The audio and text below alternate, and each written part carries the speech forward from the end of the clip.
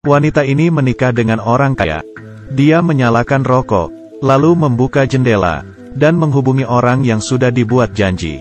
Dengan cepat Awei datang ke rumah mewah. Tapi mereka tidak tahu, suaminya dari awal sudah memerhatikannya. Diam-diam pulang ke rumah untuk melihat istrinya. Pria ini sangat menyayangi istrinya. Tapi istrinya merasa, tiap kali disentuh, seperti jijik, bahkan menghina dan mencemooh. Dia tidak bisa melakukan beberapa hal. Tapi tebakan suami benar. Situasi dalam kamar membuat dia marah.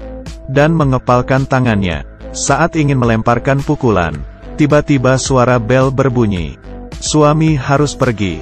Lalu Awei pun buru-buru keluar dari rumah. Suami yang marah segera mengikutinya.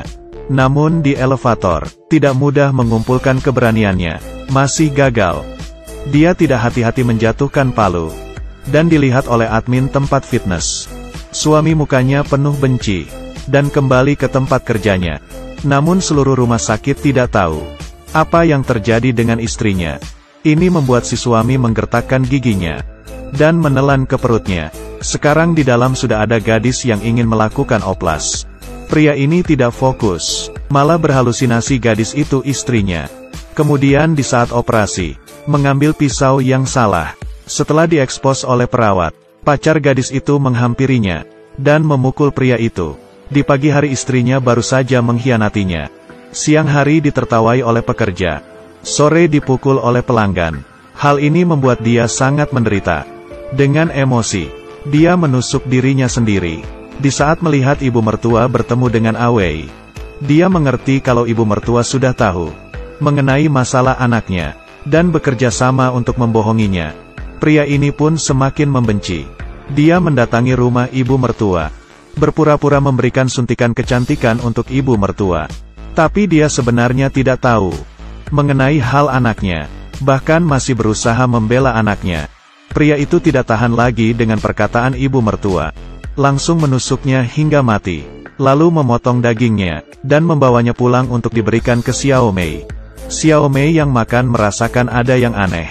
Suami dengan senyuman yang aneh berkata, "Kamu tidak merasakan rasa yang familiar? Ini daging ibumu." Xiao Mei setengah tidak percaya. Suami langsung mengeluarkan telinga ibunya ke dalam hotpot. Xiao Mei yang kaget, pun lari ke wastafel untuk muntah. Tiba-tiba suami mengambil kursi, dan memukul Xiao Mei dengan gila. Saat itu dia masih tidak ingin membiarkan Xiao Mei mati. Dia perlahan-lahan menariknya. Esoknya pria ini dengan senang pergi kerja. Dan hari ini datang seorang gadis yang cantik. Pria yang melihat gadis ini mukanya seperti istrinya. Terlihat sombong dan kasar, sehingga semakin membuat suaminya benci. Sang pria memberikannya pemeriksaan yang tidak bisa dijelaskan. Setelah disuntik anestesi, muncul senyuman yang aneh, dan memberikan gadis itu ciuman. Dia membuat muka gadis ini gambar yang aneh. Perawat merasa tidak benar, dan mengatakan pria itu sudah gila. Segera keluar untuk melapor ke polisi. Pria yang marah dan panik langsung membunuhnya. Kemudian kembali untuk melanjutkan operasi.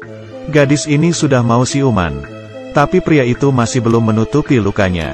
Perawat di sebelah merasakan sesuatu yang salah, dan langsung kabur. Pria ini dengan sekali tusukan membuat perawat ini mati. Sekarang gadis yang dioperasi itu sudah siuman. Pria itu melihat gadis ini. Badannya penuh dengan darah. Saat itu hati si pria ini sudah berbeda. Seluruh rumah sakit dipenuhi darah. Sedangkan Awei terus tidak bisa menghubungi Xiao Mei. Dan dia teringat, ada seorang paman yang mengikutinya. Dan menyadari Xiao Mei dalam bahaya. Kemudian dia diam-diam masuk ke dalam rumah. Dan benar-benar melihat di dalam rumah. Xiao Mei sudah diikat. Dan menggunakan darahnya untuk menyiram bunga. Awei langsung membawa Xiao Mei ke rumah sakit. Tak disangka, pria itu berpura-pura menjadi dokter. Dan memasuki kamar pasien Xiao Mei. Dan memberikan Xiao Mei suntikan anestesi. Di saat Awei kembali, ekspresi Xiao Mei berubah. Tapi semuanya sudah terlambat. Pria ini menusuk Awei suntikan dan mati. Dan menggambarkan Xiao Mei pola di mukanya untuk operasi. Setelah Xiao Mei siuman, membuat semua orang di rumah sakit takut. Dan pria ini berjalan di tengah jalan dengan perasaannya yang sudah mati. mencari tempat untuk bunuh diri. Tiba-tiba seorang pengemis menghalangnya. Pria yang terus berjalan ini tiba-tiba mengambil sebuah batu.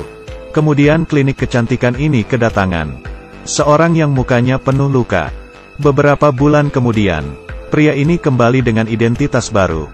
Dan muncul sekali lagi. Selamanya jangan pernah menindas orang jujur. Karena kalau mereka marah, akan melebihi dari yang kamu pikirkan. Aku adalah Siamo. Ketemu lagi.